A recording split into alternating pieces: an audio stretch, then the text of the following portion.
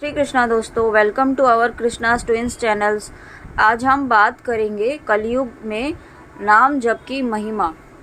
एक बार तुलसीदास जी से किसी ने पूछा, कभी कभी भक्ति करने को मन नहीं करता, फिर भी नाम जपने के लिए बैठ जाते हैं, क्या उसका भी कोई फल मिलता है? तुलसीदास जी ने मुस्कुराकर कहा, तुलसी मेरे राम को रीझ भजो या खींच, भौम पड़ा जामे सभी उल्टा सीधा बीज। अर्थात भूमि में जब बीज बोए जाते हैं तो यह नहीं देखा जाता कि बीज उल्टे पड़े हैं या सीधे, पर फिर भी कालांतर में फसल बन जाती है। इसी प्रकार नाम सुमिरन कैसे भी किया जाए, उसके सुमिरन का फल अवश्य ही मिलता है। भगवान का नाम हमेशा जपना चाहिए। यह जरूरी नहीं कि मुख से जोर जोर से भगवान का नाम बोला ही जाए, अपने मन में भी ध्यान करके भी भगवान राम, श्री कृष्ण, जगत गुरु, माता जननी, भगवान शिव आदि का नाम जपा जा सकता है। किसी भी परिस्थिति में ईश्वर का नाम लेने से सभी मुश्किलों का हल पाया जा सकता है। नाम जप कीर्तन की इतनी भारी महिमा है कि वेदों, पुराणों, सभी ग्रंथों में भगवान नाम का कीर्तन की महिमा गाई गई है।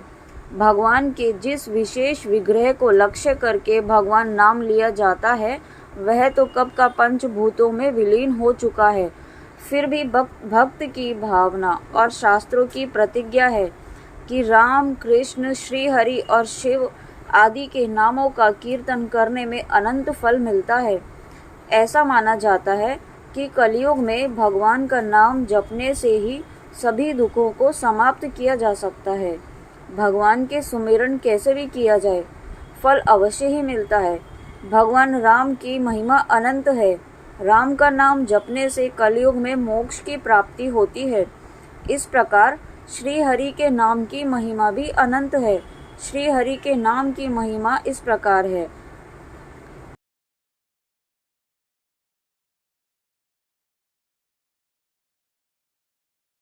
ये वदन्ति नरा नित्यं हरिरित्य शरणद्वयं तस्योच्चारण मंत्राणेन विमुक्तास्ते न संशया। अर्थात जो मनुष्य परमात्मा के 2 अक्षर वाले हरि के नाम का उच्चारण करते हैं, वे उसके उच्चारण मात्र से मुक्त हो जाते हैं, इसमें शंका नहीं है। इसी प्रकार हरे राम हरे कृष्णा कृष्ण कृष्ण हरे हरे, ऐसा जो सदा कहते हैं, उन्हें कलयुग में कोई हानि नहीं पहुंचा सकता है। संतों ने कहा है, कलयुग तुम धन्य हो। क्यों धन्य है, इसका उत्तर इस पद में दिया गया है। कलयुग केवल नाम आधारा, सुमिरी सुमिरी भव उतरहु पारा। कलयुग सम युग आन नाही, जो नर कर विश्वास। गाई राम गुण गण विमल, भव तरु बिनहि प्रयास। कलयुग का दूसरा नाम ही नाम युग है। कलयुग को नाम युग भी कहते हैं, क्योंकि सतयुग में कठोर तप या ध्यान में जो शक्ति थी, त्रेता में बड़े बड़े यज्ञों में जो शक्ति थी, और द्वापर युग में जो पूजन अर्चन में जो शक्ति थी, कलयुग में वह सब शक्ति भगवान के नाम में ही समाहित है। कलयुग में मनुष्य की ना तो इतनी आयु है कि वह निर्विघ्न 10 वर्ष तक जप, पूजन, अर्चन, तप और यजन कर सके, और ना ही मनुष्य के पास इतना धन है कि वे बड़े बड़े यज्ञ अनुष्ठान कर सके। कली काल में मनुष्य के अंदर इतनी शारीरिक शक्ति नहीं है कि वह इतने लंबे समय तक पूजन अर्चन कर सके। अतः शक्ति, सामर्थ्य, आयु और धनहीन कलयुग के प्राणियों पर दया करके भगवान ने अपने नाम में सारी शक्तियां प्रविष्ट कर दी हैं। गीता में भी भगवान श्री कृष्ण ने कहा है, हे अर्जुन, तू सब समय में मेरा निरंतर स्मरण कर और युद्ध भी कर। इस प्रकार मेरे में अर्पण किए हुए मन बुद्धि से युक्त हुआ तू निसंदेह मेरे को ही प्राप्त होगा। भगवान की इस आज्ञा के अनुसार उठते बैठते, खाते पीते, सोते जागते और सभी सांसारिक कार्य करते समय मनुष्य को नाम जप के साथ मन व बुद्धि से भगवान के स्वरूप का चिंतन करते रहना चाहिए। जो नाम है वही नामी है। कृष्ण नाम चिंतामणि स्वरूप स्वयं श्री कृष्ण है। जो गुण भगवान में है वही उनके नाम में भी है। भगवान के नाम में प्रेम होने से भगवान से प्रेम होता है और मनुष्य के सारे पाप जल जाते हैं। जब ही नाम हृदय धरा भयो पाप का नाश, मानो चिंगी अग्नि की पड़ी पुराने घास।